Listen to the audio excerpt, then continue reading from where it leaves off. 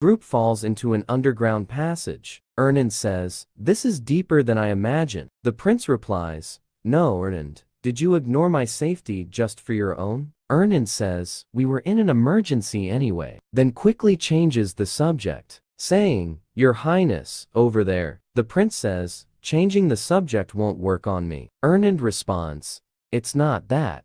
It's a ghost." The prince looks at it and thinks to himself, "A death knight." The third prince wakes up Jared after he fell from above and fainted. Jared gets up and sees the death knight charging toward the prince. He says, "Your Highness, please step back. I'll handle the death knight." The prince thinks to himself, a death knight, as the name suggests, is a knight who has returned from death. When a deceased knight becomes a death knight, he becomes stronger than when he was alive. Nevertheless, the prince steps forward and says to Jared, "It's fine, he's not dangerous." Jared asks, "How do you know that?" The prince replies, "I can feel it. He's guarding the founder's dungeon. He can't be hostile to us. I am one of the founder's descendants." He then says to the death knight, "Isn't that right?" The death knight draws his sword, but the prince's companions yell, "Your Highness, watch out." The death knight says to the prince, "Your arrogant manner is just like his." The prince asks,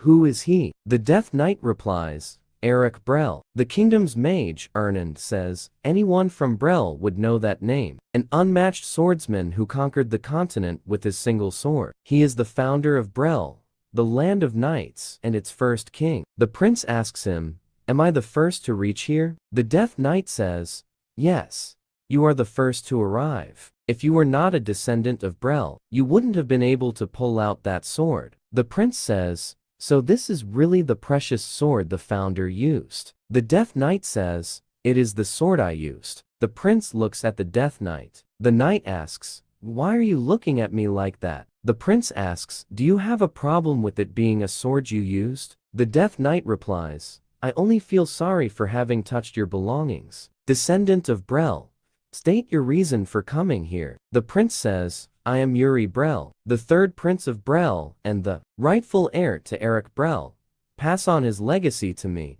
The death knight walks towards the end of the passage and says, "It is time for me to fulfill my duty. I will grant you what you seek." Jared thinks to himself, "This is unbelievable. We entered the dungeon of Brel's founder, and now we are moving along with the death knight. This is a far cry from what I imagined a royal knight's life to be." The death knight arrives at a place where there are crystal jewels and sits down, saying, "I only hope you are all worthy of this." The prince then moves to an unknown place in the desert. The prince says, "Where is this place?" A man appears before him. The prince says, "Is this the founder?" "No, wait, that's not human." The man, who is formed of mana, attacks him. The prince blocks the attack and thinks to himself, "This is a mana technique." The man is extracting mana and fusing it into his sword. The prince thinks to himself, "It shows how mana itself is operated." The prince says to the man, "So you want me to copy it now,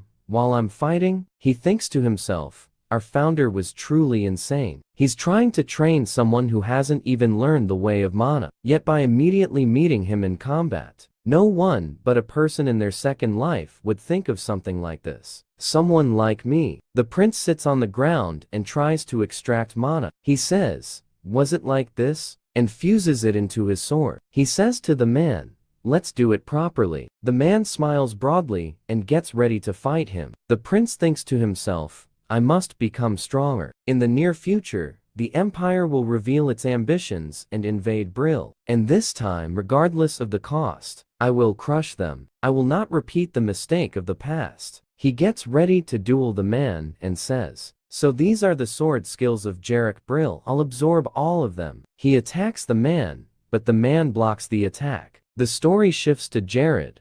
He gets up and looks at the place. He says, "Is this a training ground?" He looks around and says, "This doesn't seem like a dream." He feels someone getting ready, grabs his sword, and says, "Are you hiding? Come out now." A copy of himself emerges. Jared says, "Is this the Death Knight trial?" The copy says, "What's your name? Are you Jared too?" The copy of him says, "Jared, don't challenge your fate. Didn't you join the royal guard to live a comfortable life? Stay away from the third princess. The more you challenge your fate, the deeper your misery becomes. Jared thinks to himself, if I were as I was a short while ago, I might have agreed with those words. But now, you probably wouldn't understand because you're a fake copy. He thinks to himself, when the sword is drawn, there's no turning back. It means if you get stuck in thinking about your last strike. He says to the copy, all you're doing is trying to confuse my mind. The copy says, such arrogant thoughts, and tries to attack Jared, but he parries the attack. The copy says, such arrogant thoughts. He attacks. Jared thinks to himself, how monotonous and dull, without a real intent to risk anything, and just an endless focus on defense. At that time, I was truly a bit boring. He attacks and wounds the copy of himself. It turns into a viscous monster after being wounded. Jared thinks to himself, so the real one is somewhere else, isn't it? What a racket. The prince must be in the midst of a battle now too. He gets ready to attack and says to himself, please overcome this, your highness. The story shifts to the third prince. While he is on the ground, he moves toward the man and prepares to attack him with his sword.